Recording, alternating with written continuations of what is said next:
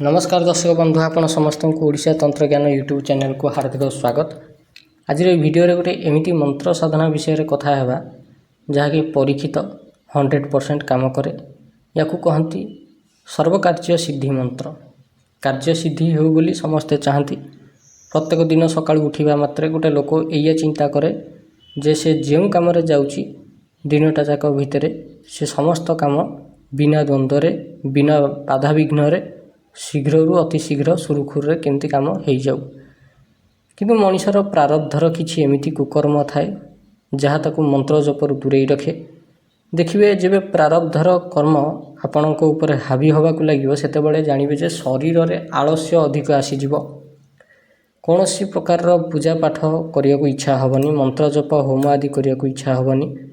मनीष निज मनमुखी काम करिवो, भूल कोटा ठीक कोटा जानि परिबनी। आपण जानते कि ना नहीं मुझे कहीपरि किंतु किछि एभली समय निहाती प्रत्येक लोकर जीवन रे आसे जेतेबेले ताकू लागे जे केमिति जेमती गोटे कौन से अदृश्य शक्ति तार हाथ गोड़ को बांधिकी रखी से जेकोसी कम गोटे करिया को इच्छा कर चाहूँगी से कम से करें ताकू जमती कहीं जड़े रोकिकी रखुची एमती कि कौन प्रकार काम दाम करई दौनी जेकोसी कम हाथ देले भी विफल होउची। से भाया क्षेत्र में ये मंत्र जप करा जाई परिबो।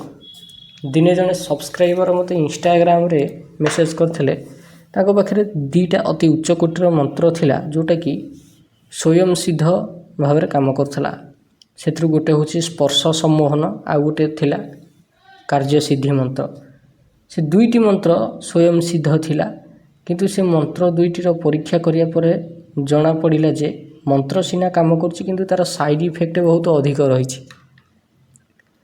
तेबे मो मनरे अनेक दिन गोटे बारंबार कथा आसूला कौन आम तंत्रशास्त्र किसी एमिति मंत्र अच्छी जहाँ जप मात्र के जेकोसी कार्य मनीष जाऊना कहीं ताहा सफल हम। तेणिक से बेपार रे जाऊ, चाकरी इंटरव्यू को जाऊ कि कौटी चाकरी करी काम करिया को जाऊ, लेबर मिस्त्री काम करिया को जाऊ, नले अन्य कोनोसी विशेष व्यक्ति को भेट करिया को काम को जाऊ, जेकोसी काम को जाऊ से कामटा तार सफल हब ही हब। परीक्षा करू करू जना पड़ा जे ये मंत्रर प्रभाव एते बेसी जे मंत्र मनीष को लक्ष्य प्राप्ति दिगरे भी साहाय्य करे। अर्थात धरी नि जाऊ कहीं जड़े निज क्यारियर को लेकर चिंतित अच्छी से चाहूँगी जे गोटे निर्दिष्ट लक्ष्य स्थिर करवा और से रिलेटेड चाकरी करिवो किंतु किछि दिन जाई नथियो कि नहीं ता मन रे आउ गोटे चाकरी प्रति चिंता लागिया को बसिवो।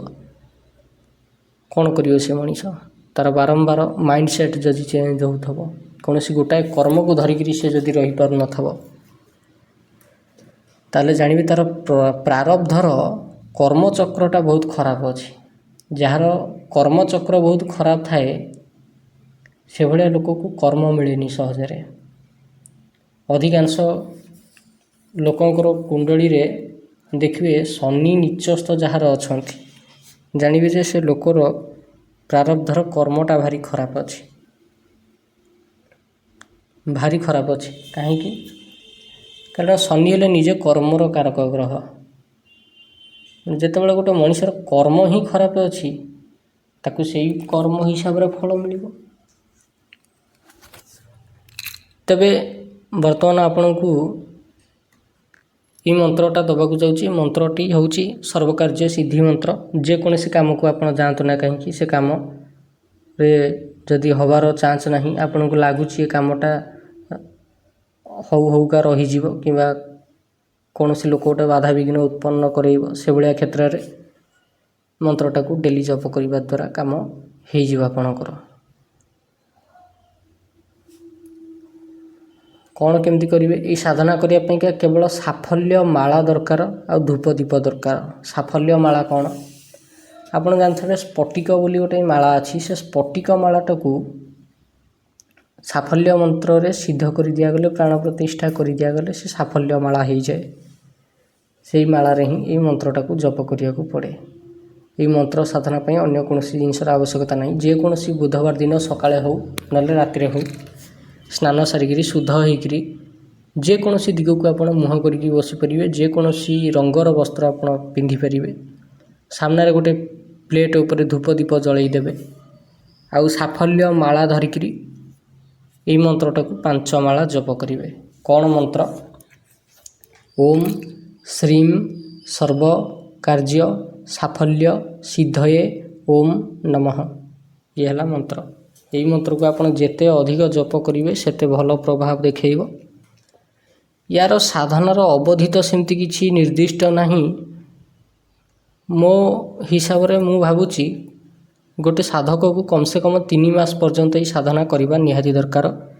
ଏହି ମନ୍ତ୍ରଟିକୁ ଦିନକୁ 5 ମାଳା ଜପ କରିବା ଉଚିତ 3 ମାସ ପର୍ଯ୍ୟନ୍ତ। 3 ମାସ ପର୍ଯ୍ୟନ୍ତ ମନ୍ତ୍ର ଜପ କଲେ ହିଁ ଗୋଟେ ମଣିଷ ସେ ମନ୍ତ୍ରର ପ୍ରଭାବ କ'ଣ ସେଇଟାକୁ ଜାଣିପାରିବ।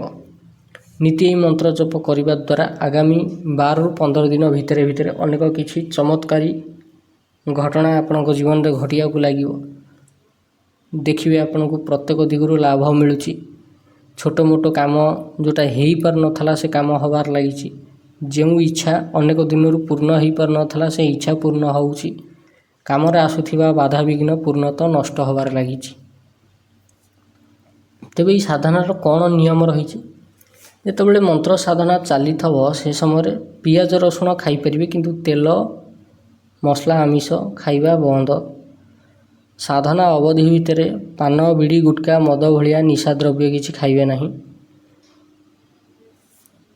ନଖ କେଶ ପ୍ରତ୍ୟେକ 21 ଦିନରେ ଗୋଟାଏ ଗ୍ୟାପ୍ ନେଇକରି କାଟିବେ। ନିଆଁରେ ପୋଡ଼ା ହେଇଥିବା ଜିନିଷ ଖାଇବେ ନାହିଁ। କାହାଠାରୁ କୌଣସି ଖାଦ୍ୟ ଅଥବା ଜିନିଷ ମାଗଣାରେ ଗ୍ରହଣ କରିବେ ନାହିଁ। ଇଏ ହେଲା ସାଧନାର ନିୟମ। ବାକି ଏହି ସାଧନା ଚାଲିଥିବା ସମୟ ଭିତରେ ଆପଣ ଯେତେ ଚାହିଁବେ ଦାନ ପୁଣ୍ୟ କରିବାକୁ କରିପାରିବେ। ଏହି ମନ୍ତ୍ରଟିକୁ ଆପଣ ଜପ କରିକିରି ଦେଖନ୍ତୁ, ନିହାତି ଶୁଭ ପ୍ରଭାବ ଦେଖିବାକୁ ମିଳିବ।